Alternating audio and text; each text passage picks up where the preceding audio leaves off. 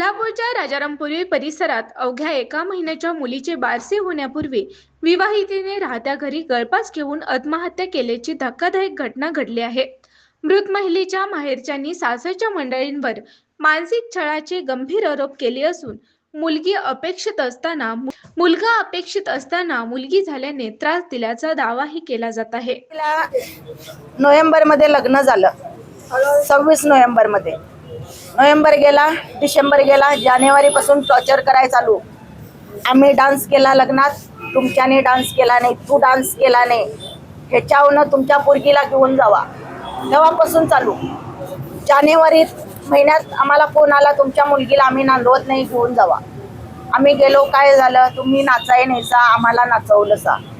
ते या गोष्टीवरून आम्ही माफी मागितला, नवरा बायकोनी पाया पडलाव, गिडगिडलाव, आम्हाला वाटेल तशा शिवा दिल्याने। त्याच वेळेला जानेवारी 3ऱ्या महिन्यातच वाटेल तशा शिवा दिल्याने ते असू दे म्हटलं, पोरगी नांदाय पाहिजे, माफी मागितली, हे केलं, आमची चूक झाली म्हटलं, आम्ही आलो, समजूत काढून आलो, ठीक झालं। पुढ्यात गेले की आपण 3 वेळेस तशी दाखवून पाठवून दिल्याने आम्हाला।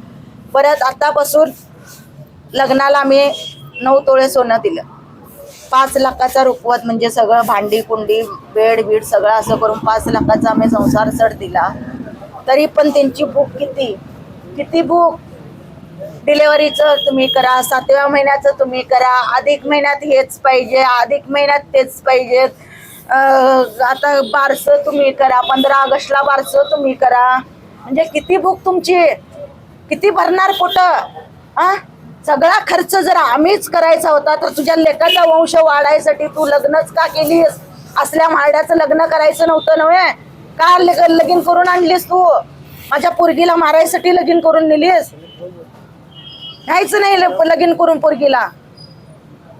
त्या नंदन म्हणणारीन बी छळलीन, सासऱ्या म्हणणाऱ्यान बी छळल्यान, नवऱ्या म्हणणाऱ्यान बी छळल्यान, सासू म्हणणारीन बी छळलीन। आता म्हणजे याच महिन्यात, गेल्या महिन्यात 4 तारखेला हे झाले, डिलेव्हरी झाली। 77,000 रुपये आणून मी डिलेव्हरी खर्च दिला। का तुझी मम्मी करत नाही डिलेव्हरी, पहिलं डिलेव्हरी माहेरच्यानीच करायचा। हिला नेतो म्हटलं, बेड रेस्ट आहे, डॉक्टरना जायचं नाही म्हणून पाठवून दिली नाही। डिलेव्हरी हिनं केली, पैसे आमचे घेतलीन। माझ्या पोरगीला आता 20 दिवस मी राहिलो इथं मुलगीच्या घरी, घेऊन जातो म्हटलं, माझ्या पुढ्यात गप राहायचं आणि त्या मुलगीला टॉर्चर करायचं, अजिबात सोडणार नाही।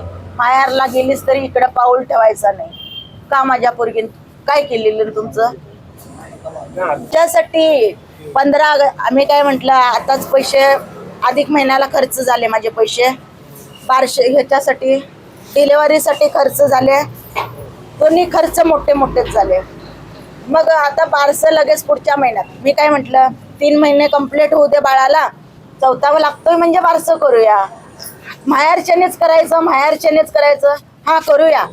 का पोरगी सुखात राहू दे आपली, हा करूया, मोठ्यानं बारसं करूया म्हटलं। बाळा माझ्याकडे पैसे कमी आहेत, नाही मम्मी 15 ऑगस्टचाच मुहूर्त चांगला आहे, सासवनं भटजीकडे बघितलंय, चांगला मुहूर्त आहे आणि 15 तारीखच करूया।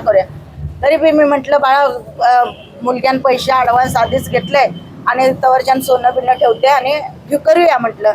काय ही पाठी लागतात ते माहीत आहे ना, टॉर्चर करतात पोरीला, हा करूया म्हटलं। 2 दिवसात फोन करून तुझ्या सासवाला सांगतो म्हणून फोन कट केला मी। तेवढ्यात म्हणजे शुक्रवारी फोन केलेले, माझं सोनं घाण ठेवून माझ्या पोरगीची हाऊस करत होती। शेवटचा फोन कधी झाला होता आणि काय शुक्रवारी संवाद काय झाला? संवाद तोच, 15 ऑगस्टला बारसं करूया। प्रथम दर्शनी आत्महत्या दिसते।